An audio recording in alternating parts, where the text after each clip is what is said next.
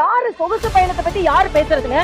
உலகம் முழுவதும் இந்த மக்களின் சோக பயணத்தில் பங்கெடுத்துக் கொண்டு அவர்களோடு அவர் துணை நின்று பெண்களின் செந்தூரம் பாதிக்கப்படக்கூடாது என்று ஆபரேஷன் செந்தூர் என்று வைத்து இந்த உலகத்தை 3வது பொருளாதார நாடாக இட்டு சென்று கொண்டிருக்கிறார்.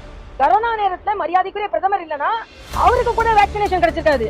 மரியாதைக்குரிய பிரதமர் இல்லை என்றால் விஜய்க்கு கூட தடுப்பூசி கிடைச்சிருக்காது.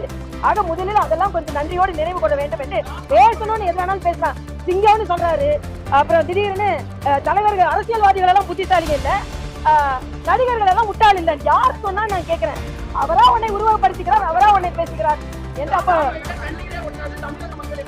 தாமரை இலையில தண்ணீர் ஒட்ட வேண்டியதில்லை, தாமரை தண்ணீர்ல மலரும், ஒட்ட வேண்டியதில்ல. அதனால ஒட்ட வேண்டியதுல ஓட்டு வரும். அதனால தமிழகத்தில் தாமரை தண்ணீரில் மலரும், ஒட்ட வேண்டியதில்லை. அதனால அடுத்த உங்க சின்னம் எது? இதெல்லாம் ஒட்டி நிச்சயமற்ற தன்மை வைத்துக் கொண்டு பேசிக் கொண்டிருக்கிறீர்கள்.